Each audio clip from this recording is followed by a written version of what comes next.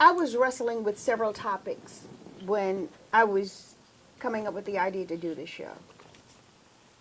And one of the topics that came to my head was, why do we put more on our head than what's in our head? Why do we spend more to go things that go on our head than things that go in our head? And my daughter said, "Ooh, Mom, you're going to have a lot of controversy on that one." And somebody, I don't know, somebody told me, "Well, we read the iPad, we read the computer." Yeah, we read that. But this same survey here said, among the favorite purchases of African Americans is liquor. Blacks make up only 12% of the United States population, yet account for 30% of the country's Scotch consumption. Detroit, which is 80% black, is the world's #1 market for cognac. Can somebody tell me what's wrong with that picture? And they said, unfortunately, hear me out, unfortunately, the only area where blacks seem to be cutting back on spending is in books. And I read this article many, many years ago. And I'm not saying I'm the biggest reader in the world. I've got 5 or 6 books unfinished going at the same time. But there was a time I read constantly. And I do read, but not like the avid reader I was. Okay? But the article that I read years ago, it said, I dare you to go into just the average black home. How many libraries would you see and books? If you say, show me your library, or you go leafing through their books, or books that they are purchasing for the children. When the toys, when it's time for Christmas, what do you have? Toys galore. They play with the boxes after a while and throw the toys away, and they're playing with the boxes. But how many books or learning material do you put there for your children? So we are the culprits. When I say we, I'm talking about the older ones, the moms, the grandmoms, all of us. We are perpetuating this situation when we don't sit down and take the time and say, this is a book. You can travel the world. You can meet people that you've never ever met before when you pick up the book and take the time to read. My pastor preaches that constantly, reading. He is an avid reader, Wherever he goes, he says if he's in the line at Disney World and his wife and children are waiting to get on an attraction, he's standing there with a book. Give him a good book, and he's got it in front of him. And he came from a household where he didn't know a college student. He did not even know a college student, yet he just obtained a master's last year. Single parent household.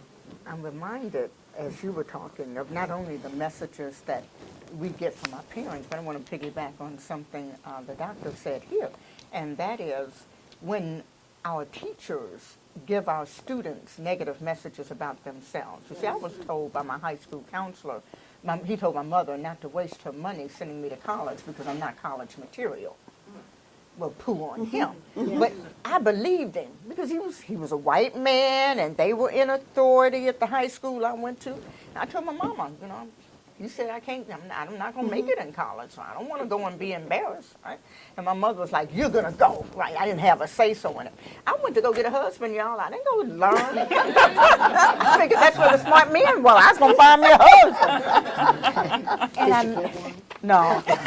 Well, I did, but you don't want to know that story. That's another story. But when I went, I made the honor roll by a fluke. I dropped the class I was flunking, and I had an A, a B, and a C in the other 3 classes. That gave me a B average. I'd never had a B average before. So I thought, if I can do this without trying, what'll happen if I really put my heart to it? And I ended up getting on the dean's list, and, the rest is history. But I had to find that in myself. I didn't have anybody telling me. My mother did the best she could. I think my mother went to like 10th grade. My dad had to drop out of school like in 7th grade. So they knew that college was a good thing. I didn't have role models, right? So I had to kind of figure that thing out. Well, nowadays our kids have so many distractions.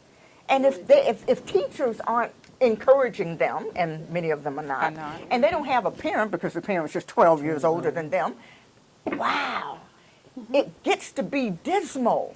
And that's why you, me, and you have to step up to the plate. And that's why the solutions are so very important. The solutions are important. I think it falls right back to the church again, just like the welfare system. I think everything that we're talking about today goes right back to the church. I've been in the jail for 5 years with just black boys in Savannah for 5 years every Tuesday night. They're going to kill each other every week until some man go and say something. Everybody has a conscience. Everybody wants to be loved. Everybody. If they would just get out of the pulpits and go say a word, they would go, bro, why you want to know that? Why are you talking to me? And we can stop the killing, but we're not willing to go that extra mile. This is not the Martin Luther King era, and I don't think we'll ever see that again as long as we live, because now we've gotten out of the barrel, and we feel like we're on the bus and we're on the front seat of the bus. It doesn't matter about anybody else. But there's still a lot of black people on the back of the bus that don't know to get off the back, they can ride on the front. Meeting 100 black boys at the Youth Detention Center, I asked all of them, if I gave you a brand new car, a 300, what is that thing? Whatever.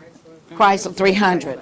If I was to give you a brand new one, what would you do today? Everyone said, I'd go get me some rims, some 18s.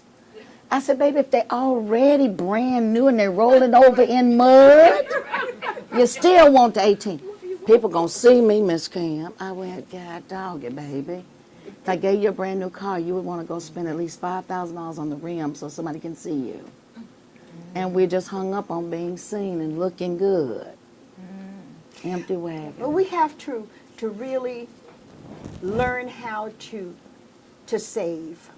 Pay yourself first, so you can have something. Back in the day, our ancestors told us, girl, you better save for a rainy day. That rainy day is coming. But we're in a society where get it now, get it here, get it now. Another thing that I'd like to bring up is the predatory, how do you say it? Predatory lending. Lenders. Look at that. Pawn your car, pawn your title, pawn your furniture, pawn this, pawn that. We are the biggest culprits. Now, Dr. Linton and I both sat on the board of Capital City Bank, right? And we knew how little it required to start a savings account at the bank, where you could have your cash, your check cashed there. Don't you know Walmart charges $3 or more to cash your payroll check? Now look at the money Walmart is making. Why don't you just open up an account for $25? $25, and you can cash your checks for free. You cash your check for free. Okay? I had a relative of mine that had rent-to-own furniture. Rent-to-own furniture. It's okay. Everything has its place. If you're here or you're throwing a big party and you want to rent a couch for tonight, that has its place. We're not saying, everything has its place. But when you are spending all of that money, and my friend back there is in the furniture business, but she doesn't have rent-to-own furniture. But when you are spending every month $100, and you're paying that weekly. You're paying that weekly. Otherwise, they're going to come and take that refrigerator out the house, or they're going to take that bed out the house. Am I right, Vicky? Yeah, I mean, you'll pay $1,000 for a $500 piece of merchandise when you go to places like that. And then it says, I cannot save any money. You're in a vicious cycle. A vicious cycle. And the plan is, if you are poor, keep them poorer, because they have to come to us. If you're poor, we're in a vicious cycle. Now, this may not have anything to do with what we are talking about today, as far as why we are caught up in this consumerism business. But just recently, the news came out on Ferguson. Now some people are in a trap. That's a trap. People are poor. So I'm going to give them a speeding ticket. Or we're going to make our budget off the backs of the poor. These people are stopped constantly. People have studied us.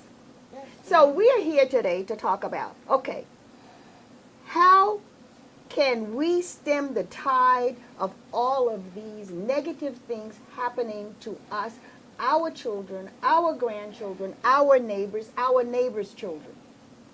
What are some of the solutions? I think one of the things is doing what we're doing here is to recognize, one, that there is a problem.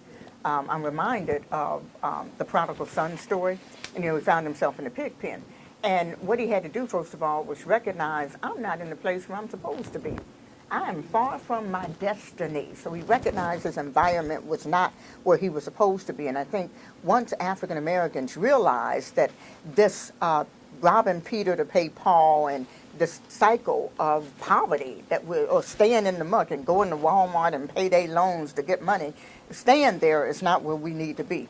Then the prodigal son said, the Bible says he said, well, he wasn't talking to the pigs. He was talking to himself. Right? So we need to talk to ourselves and give ourselves a different message.